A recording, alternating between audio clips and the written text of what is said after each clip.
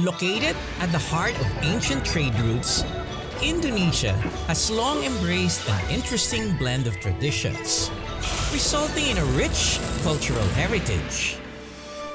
In this adventure, I rediscover Indonesia's most ancient cities, exploring the cultural diversity of Semarang, and flying over the lush, volcanic peaks of Magellan. Join us as we uncover Central Java's age-old and newfound treasures.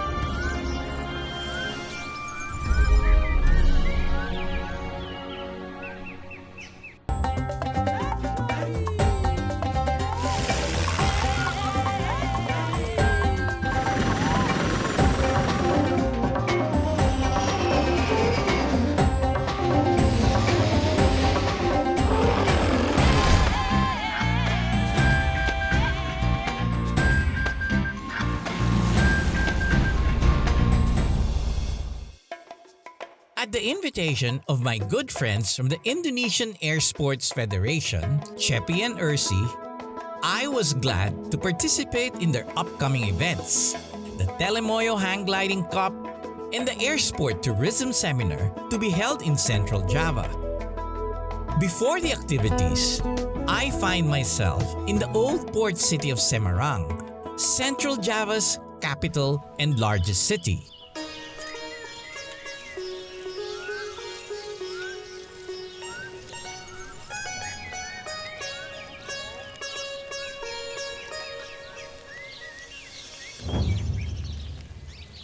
More than 600 years ago, China's greatest explorer landed in the shores of Semarang during one of his historic expeditions.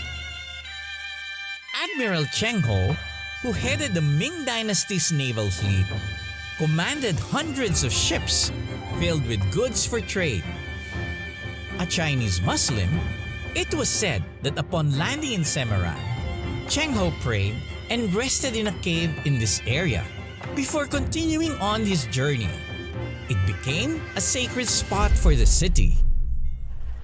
Sampukong is the oldest Chinese temple in Semarang. It is a place of worship for both Buddhists and Muslims. The main temple is built over the actual cave Cheng Ho rested in, where an eternal spring runs. There's holy water in the cave, and they said that if I bring it inside, I drink it and pray, my wish would come true. His far-reaching voyages took him to Southeast Asia, India, the Persian Gulf, and Africa, cementing China's political and economic influence at that time. Admiral Cheng Ho can be credited for the extensive exchange not just of goods, but also cultures, which helped expand the knowledge of the world as we know it. In the 17th century, Semarang came under Dutch colonial rule. As the plantations flourished in the hinterland, roads and railroads were built leading to the port, transforming the city into a thriving trade center. At its heart is a beautiful colonial-era building. Lawang Sewu is a prominent landmark here in Semarang. It was built to be the headquarters of the Dutch East Indies Railway Company. Lawang Sewu means 1,000 doors. Its many shutters were a practical choice for the Dutch designers, given the tropical weather. The architecture of the building was very well thought of. They used a combination of windows, doors, bricks, and stone to cool off the building because it's very hot in the area. They increased the height of the roof so that wind will flow very well. It also features magnificent stained glass windows, telling the story of the Dutch presence in Java and the success of the railway and maritime trade. During the war in 1942, the building was taken over by Japanese soldiers. As with many old buildings, a lot of spine-tingling tales have been told around it. It was built to be the headquarters of the Dutch East Indies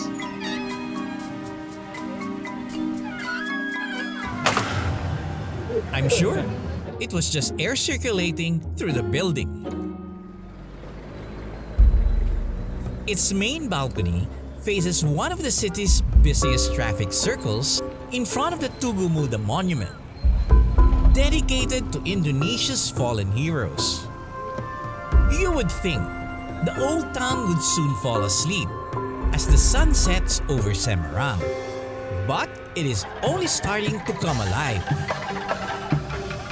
I made my way to Kota Lama, the old town district. Walking the well-lit cobblestone streets, you will find rows of bicycles and buildings with a style of architecture from half a world away. It is no wonder this place is called Little Amsterdam. Stately structures built during the Dutch colonial era still stand, including the Blenduk Church, the oldest Christian church in the province. I was able to peek inside the fanciful building crowned by giant ants on the roof. The Marabunta building was an opera house during colonial times. On this stage, once performed the famed Matahari, a Dutch-born exotic dancer executed for being a German spy in World War I. Today, just as the rest of the district, it is slowly being restored and revitalized by passionate locals.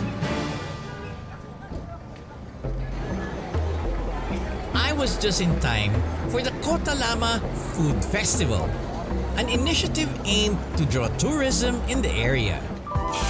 Here, all the flavors of Indonesia come together. Sizzled, grilled, or deep-fried, you name it. The local specialties speak for the different cultures that have found a home in Semarang, from Chinese spring rolls to Dutch desserts. Once a year we have a festival like Only this. once a year. Once a year. Oh, This is okay. something like to promote Local festival. dish. Local. Local, not only local but national. From Jakarta, from Okay. Bandung, from Solo, from Surabaya. I got to meet Jenny, who is the third-generation owner of Toko Un, one of the oldest family-owned Dutch-Indonesian restaurants in Semarang, which also has a store in the Netherlands. This store is in Jalan Pemuda is 83 years old. So what is this? This is an old recipe of very old. It's not a cookie. It's It looks like a nice brownie or something. yes. It's originally is from Holland. Okay. It's a long history. Oh, you have the history here. Yes, I put the history there. Ah, very interesting. Good for coffee or tea. Yes, it's sweet because we have Japanese sugar and yeah, a lot of spices are there. There was so much variety that I find seeking the local opinion is the best way to go. So which one is your favorite? Which is the best? Goreng babat. Nasi goreng. But that's which one is the best? We like this one. The nasi goreng always number one. Okay. Tofu. Tofu with the egg sauce, soy sauce, something like that. Spicy? No, not spicy. East Java, you know? East Java. Java, you know? Sweet. Sweet. Okay. The warmth and friendliness of the locals in Semarang is inescapable, and my belly is so full from food and laughter. Up next, I make my way inland to the mountain roads of central Java, where the fertile volcanic lands yield the best produce and have given rise to a magnificent civilization.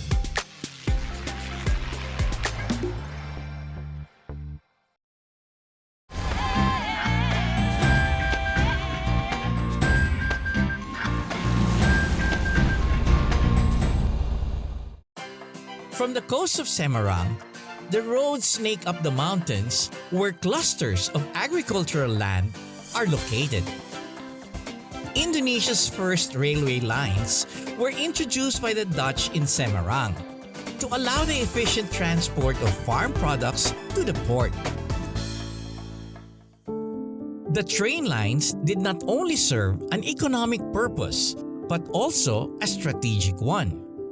When this area was under the Dutch colonial rule, King Wilhelm I of the Netherlands ordered the railways to be constructed to be able to transport his troops.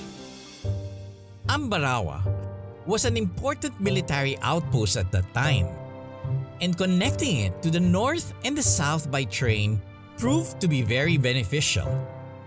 Today, they have recreated this old train station, preserving the rich history of transportation here in Indonesia.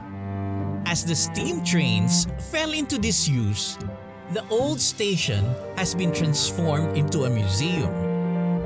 It houses 26 locomotives, with 5 still being used for heritage tours around the area. We continue to drive up the mountain roads as we traversed across the province of Magelang. This part of central Java is surrounded by mountains and volcanoes. Here in Katapas is a good view of Mount Merapi and Mount Merbabu. Mount Merapi, or Fire Mountain, is Indonesia's most active volcano, having erupted 58 times since 1548. Unfortunately, today is a cloudy day and I don't get to see the mountains, but I still get to see the farms. The plains below are ringed by fire, a total of 8 majestic volcanoes surrounding them. The land has been shaped and made extremely fertile by volcanic eruptions over time. It is little wonder then that the roadsides are lined with farms planted with diverse types of crops. Agrotourism has grown exponentially in the area, allowing travelers to visit farms and experience harvesting fresh produce. Organically grown strawberries thrive well in the rich soil and cool climate. I think I will finish the strawberries if I stay here any longer. Very nice and sweet.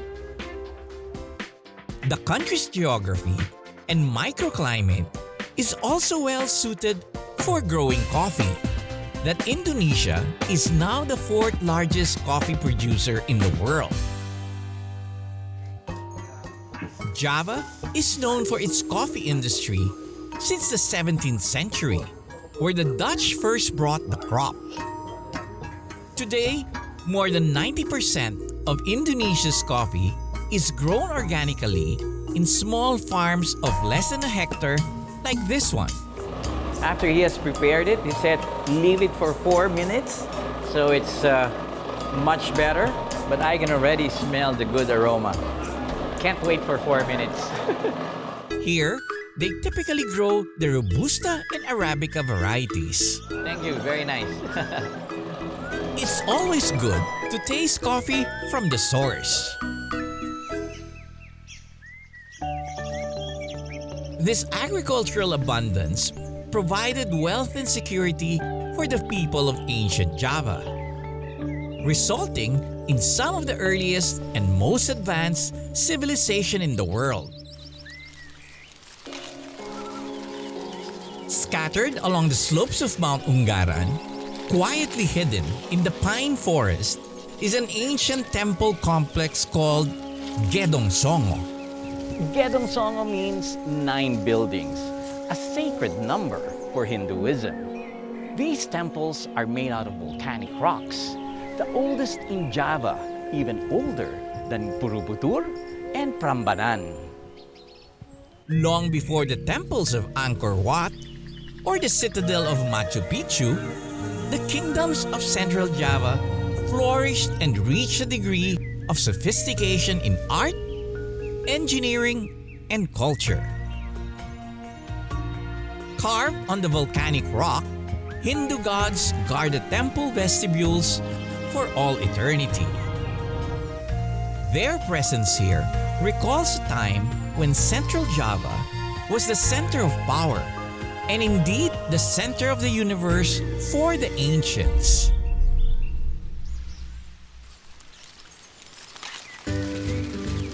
We continue to explore this unique area, passing to the scenic mountain roads. We stopped among the towering trees, savoring the breeze and forest sounds. Sigit, who is from Semarang, joins me for lunch on top of the trees. Thank you very much for bringing me here. This looks like an interesting place. Welcome to Treetop. This place is Kopeng. Kopeng is the Semarang Regency. This place government forest agency. Reserve. Yeah. It's very interesting. Different concept, huh? And the food looks Very good. good. May I introduce nasi goreng? Nasi goreng is the most popular in Indonesia. Like it also very much. It's one of my favorite Indonesian food. They also serve another favorite, ayam goreng, together with some tempe and of course, some sambal. This chicken. Yes. Yeah, fried chicken with soybeans.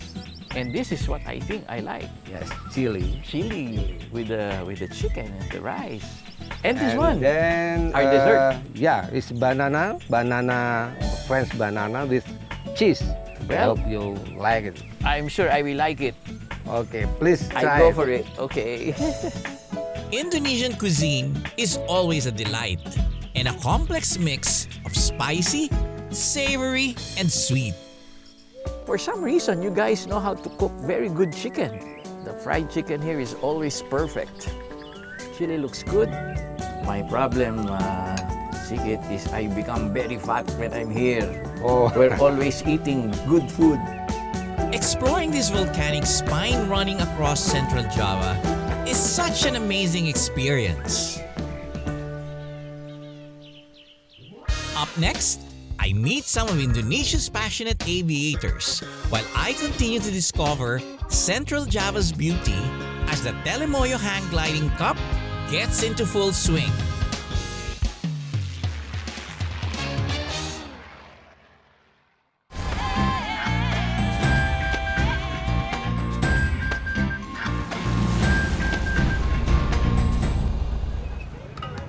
I am still in Central Java, exploring Indonesia's historic heartland. This area's rustic setting certainly has its charms. Today, I meet up with my friends Chepy Nasution of the Aerosports Federation of Indonesia, or FASI, and Ersy Firman, event director of the Telomoyo Cup, for the Airsport Tourism Seminar they have organized. The seminar brings together people from different sectors: civil aviation, the Indonesian Air Force, local government, and tourism players to help develop air sports activities in the country. What I admire about Indonesia is that their Air Force is mandated to promote aviation in the country, supporting FASI in all their activities. It was also supported by the Federasi Aeronautique International, or FAI, the world governing body for air sports. I was glad to share with everyone my experiences in organizing the Philippine International Hot Air Balloon Fiesta, the Philippines' longest-running sport aviation event. I chose a lot of things to put together, and I called it a weekend of everything that flies. For me, I thought Balloon Fiesta was good because balloons are big and colorful. It's an attraction for everyone to enjoy, regardless of age, gender, race, and economical status. So sports aviation can contribute to the economic growth of the community. It can help develop the youth to be passionate contributors for the aviation industry. It was a great opportunity to to share ideas and learn from each other. It's always good to have a sport activity wherein we can talk of our interests and share ideas and see the progress in other countries and hope to achieve the same for ourselves. Well, the biggest thing too is that it brings in tourism and economic growth for the whole community. Aviation should always be about community and the open exchange of information and knowledge. Just before we proceed to the next event, we stop by another breathtaking area overlooking Rawa Pening, with Mount Telomoyo looming in the background. Eling Bening is a hilltop resort, offering a cool escape and magnificent views. It's a picture-perfect spot for the locals. I wondered about the massive dragon structure in the middle of the deck and learned that it has an equally astonishing legend as the view that surrounds it. A local couple prayed for a child, and the gods answered by giving them a son, but in the form of a dragon. They named him Barrow Clinting, like the sound of a bell. He spent most of his time in the forest, circling the mountains. One day, some villagers were hunting and found Barrow Clinting. They hunted him down and killed him for meat. As his soul left his body, he turned human. While in human form, he returned to the village, pulled the stick out of the ground, and water came forth, drowning the entire village and forming the Rawa Pening Lake. It was finally time to make our way to Mount Telomoyo, where the International Hang Gliding Cup will be taking place. It is one of the 8 volcanoes forming this ring of fire in the area and one of the few accessible to vehicles. We arrived just in time for the participants' briefing. Thank you very much for inviting us. We're all very happy to be here. I have heard so much about Telomoyo, and I hope we will bring interest to Semarang and Telomoyo competition. They were a very enthusiastic bunch, and we're all excited for the competition. I'm excited. 5th already, Telomoyo Cup. Yes. So, from the beginning, you've had it here. Yes, it started in 2014. We intend to organize this competition to promote hang gliding sport and also for the tourism for the local government and people. Yeah. And how many competitors do you have for this cup? This year, about 45 competitors, mostly from Indonesia. We have also overseas pilots from Japan and from Germany. Oh, okay. Next time, I promise, we will have Filipinos here also. We went to the takeoff spot, where the hang gliding pilots are all lined up on the road. Mount Telomoyo provides the perfect conditions for racing hang gliders. So, you think the weather is right for the competition? Yes. No problem with the haze? No problem. Slightly hazy, of course, but the wind direction is correct. The wind speed is okay. Cloud base not too high, but still, right now, the organizer gives instruction to fly around 70 kilometers. Okay. That's a long way, but a lot of updraft because of the mountains. Yes, that's right. This is like a rally. This is like a that's rally. right. So the scoring system will calculate whose pilot can finish the task, and among the pilot who finish the task, who is the fastest. Yes, of course. They will fly for about 3 hours at the height of 2,600 meters. I will be scared. I'm used to having engine all the time. Without an engine, hang gliders are constantly descending, so they have to seek air currents that are rising faster than their sink rate in order to keep aloft. Skilled pilots can float for hours, enjoying the wind and views. The competition draws a lot of spectators as well. You know, it's amazing how much people came and walk. I see the children walking just to watch it. And I think you're developing an aviation community right here. Yes, this is weekdays. During the weekend, Saturday and Sunday, there will be more and more spectators. And it's good for the kids to appreciate aviation at a younger age and develop into leaders of the industry. Yes. We also show to the people about paramotor, paramotoring, and also aeromodeling. Usually, small kids like aeromodel. They can build the aircraft, so it will develop their interest in aviation. That's right. We made our way to the landing grounds where the hang gliders will do a spot landing. They've put up a festival near the landing site with food, music, and dancing. It's great fun and a real family event.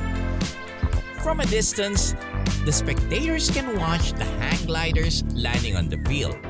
Some of the guys have been flying for more than 2.5 hours. And we're now in the landing spot with a good background music. Everybody's inspired to hit the right spot. And everyone is attempting to land as close as possible.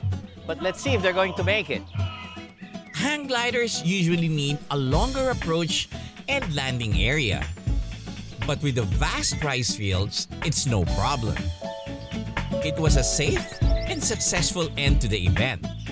And I couldn't be happier for Ersy.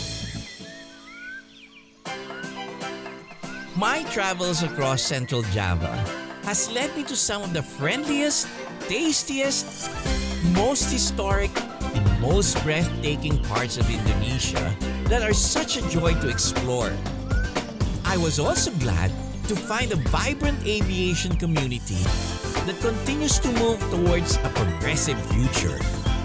There are certainly more treasures here to discover, and I am already looking forward to my next visit. This has been your captain, Joy Roa. See you in the next Aerosport!